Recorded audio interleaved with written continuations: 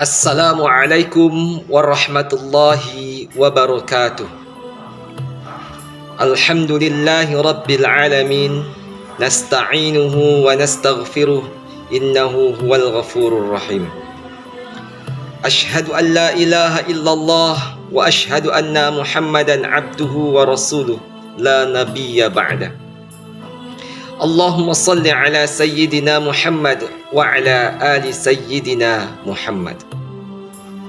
Pemirsa kurma yang dirahmati Allah, pada kesempatan yang berbahagia ini, di bulan yang penuh berkah, marilah sama-sama kita meningkatkan rasa syukur kehadirat Allah Subhanahu wa Ta'ala yang Maha Pengasih, yang kasihnya tidak pernah pilih kasih, yang Maha Penyayang, yang kasih sayangnya tidak pernah terbilang kepada kita hamba-hambanya yang beriman.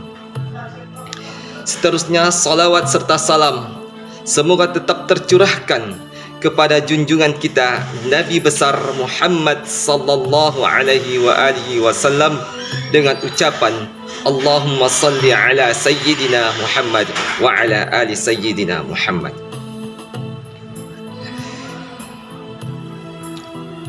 Pemirsa kurma yang dirahmati Allah Subhanahu wa Ta'ala, pada sore hari ini tema yang akan kami sampaikan dalam kuliah Ramadan Al-Fityah yaitu puasa dan kepemimpinan. Rasulullah sallallahu alaihi wasallam bersabda, Islam dibangun di atas 5 perkara, yaitu syahadat, menegakkan salat, menunaikan zakat, puasa Ramadan dan haji. Salat berfungsi sebagai pembentukan karakter. Yang pertama, syahadat bermakna sebagai proses pembentukan keyakinan diri kita. Yang kedua, salat berfungsi sebagai pembentukan karakter. Seterusnya, zakat membangun karakter dalam pembentukan ekonomi diri. Sedangkan ibadah puasa bertujuan untuk pembentukan jiwa kepemimpinan. Terakhir itu fungsi haji sebagai sarana pembentukan jiwa totalitas. Pemirsa kurma yang dirahmati Allah, ibadah puasa sebagai syariat yang membentuk jiwa kepemimpinan, karena dalam puasa berpusat pada daya tahan diri. Karena pemimpin adalah orang yang memiliki daya tahan diri demi kepentingan warga dan bermanfaat bagi yang dinaunginya. Karena itu, daya tahan diri adalah sifat kepemimpinan seorang. Dan seseorang dianggap layak memimpin ketika dirinya telah mampu menahan diri dan telah selesai dengan urusan-urusan pribadinya. Pemimpin tak hanya sebagai manusia yang berpuasa, tetapi ia juga mampu menjadi seorang pemimpin yang mampu menahan keinginan duniawinya, menegakkan keadilan dan melaksanakan mandat publik. Jika seorang pemimpin tidak punya kemampuan untuk menahan diri, yang muncul adalah aura otoriter, serakah, karakter, korup dan penuh warna mencari popularitas dan pencitraan belaka. Ibadah puasa mengajarkan nilai kepemimpinan. Betapa tidak, ketika seorang yang berpuasa harus menahan kebutuhan pribadinya demi menjalankan perintah Allah Subhanahu wa Ta'ala. Bahkan walau kebutuhan itu halal, orang berpuasa senantiasa harus menahan diri dari segala keburukan dan kesenangan pribadinya demi mendapatkan kesempurnaan ibadah kepada Allah Subhanahu wa Ta'ala. Beberapa contoh yang patut kita jadikan panutan. Ibadah puasa dan kepemimpinan ini melalui pribadi Nabi Zulkifli alaihi salam, kemudian pribadi Nabi Daud alaihi salam, pribadi Nabi Muhammad sallallahu alaihi wasallam, dan juga diikuti para sahabat yang utama. Nabi Zulkifli diangkat sebagai raja dan nabi sekaligus dengan syarat wajib berpuasa setiap harinya dan qiyamul lail setiap malamnya. Zulkifli artinya yang sanggup memikul syarat-syarat kepemimpinan. Nabi Daud alaihi salam yang gagah perkasa, adil, bijaksana, terkenal dengan puasanya sehari berselang, yang umumnya kita kenal dengan puasa Daud, yaitu sehari berpuasa, sehari berbuka. Demikian terus menerus hingga akhir hayat Nabi Daud alaihissalam. Nabi Muhammad SAW juga terkenal dengan ibadah puasanya, sampai-sampai beliau mengikat tali ke perutnya di luar Ramadan, bukan karena tidak ada makanan sama sekali, melainkan sebagai pendidikan bagi publik, khususnya bagi para pemimpin. Teladan Nabi diikuti oleh para sahabat, khususnya Khulafaur Rasyidin seperti Abu Bakar, Umar, Utsman, Ali, dan yang terakhir Umar bin Abdul Aziz.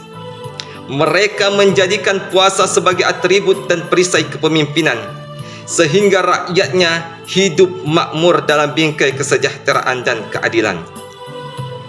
Pemirsa kurma yang dimuliakan Allah Subhanahu wa Ta'ala, pemimpin yang tidak terbiasa berpuasa tidak akan mampu mengendalikan jiwa dan perilakunya, tidak dapat bertahan dalam kehidupan yang sulit, tidak dapat tegas dalam menentukan keputusan, karena jiwa dan pikirannya masih digantungkan banyak kepentingan, tidak mampu melihat jernih persoalan, karena hatinya diliputi oleh rasa iri, dengki, ujub, sombong, dan sifat-sifat tercelah lainnya.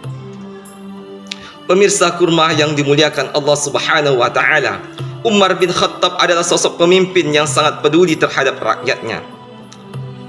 Pada suatu riwayat, Zaid ibnu Aslam meriwayatkan ayahnya berkata, "Aku berpergian bersama Umar ke pasar.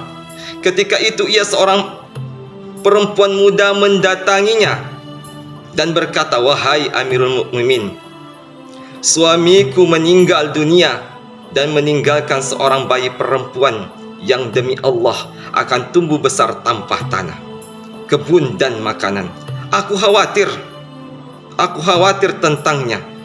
Aku adalah anak perempuan Khaffa ibnu Imma al-Ghifari. Ayahku, tahukah engkau ikut serta dalam perang Hudaybiyah bersama Rasulullah sallallahu alaihi wasallam?' Kemudian apa jawabannya Umar? Kemudian Umar berhenti dan berkata, 'Selamat datang keluargaku.' Lalu Umar mengambil 2 kantong yang dipenuhinya dengan bahan makanan pada seekor unta. Umar letakkan juga pakaian dan uang di antara kantong itu dan menyerahkan tali kekangnya kepada perempuan tersebut seraya berkata, 'Bawa ini semua. Insya Allah akan mendatangkan kebaikan bagi dirimu.' Kemudian ada seorang laki-laki melihatnya dan memprotes apa yang dilakukan Umar. Ia mengatakan pada Umar bahwa pemberiannya kepada perempuan tersebut terlalu besar. Mendengar perkataan laki-laki tersebut, Umar berkata, 'Merataplah ibumu. Demi Allah, yang kulihat adalah ayah dan saudara laki-lakinya. Mereka mengepung benteng selama beberapa waktu, sehingga benteng tersebut dapat ditaklukkan. Sepertinya yang kita lakukan hanya memberikan rampasan perang kepada kedua orang tuanya tersebut.'" Kepedulian,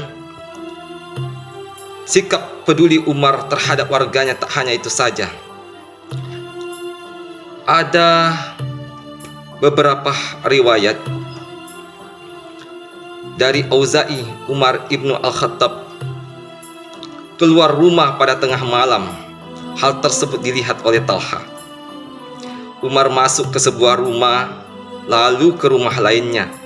Ketika pagi menjelang, Talha mendatangi salah satu rumah itu dan mendapati pemiliknya adalah seorang perempuan tua, buta dan lumpuh. Lalu Talha bertanya, "Apa urusan laki-laki tadi malam datang ke rumahmu?" Tanya Talha kepada perempuan tersebut.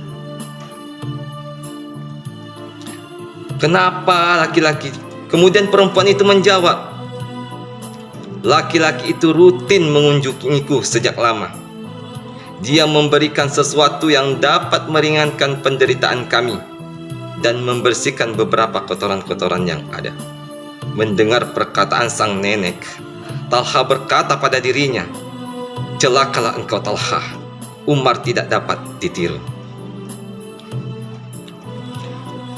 Pemirsa kurma yang dimuliakan Allah Subhanahu wa taala, keistimewaan Umar tidak terhitung, sebagaimana cerita tentang dirinya yang tiada habisnya. Ia terkenal dengan keberanian, kecerdasan, dan kekerasan sifatnya, sebuah hal yang patut untuk dijadikan teladan bagi siapapun. Kisah Umar bin Khattab menunjukkan kemampuan mengemban amanah, kepemimpinan secara jujur, rela membelakangkan kepentingan keluarganya dan lebih mendahulukan kepentingan orang lain. Umar bin Khattab mampu dengan bijak memantulkan kepemimpinan dengan sifat kenabian.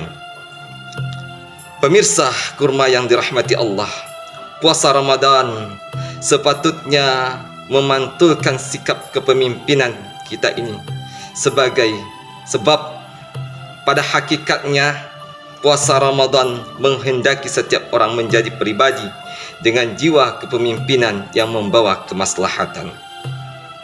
Akhirnya, makan kurma di atas sejadah. Puasa Ramadan penuh berkah. Semoga kita menjadi istiqomah dan insya Allah menjadikan kita mendapatkan predikat ketakwaan di hadapan Allah Subhanahu wa taala. Demikian yang dapat kami sampaikan. Semoga dapat bermanfaat bagi kita semua. Kasih ayah sepanjang jalan, kasih ibu sepanjang masa. Nun wal qalami wa ma yasturun. Wassalamu alaikum warahmatullahi wabarakatuh.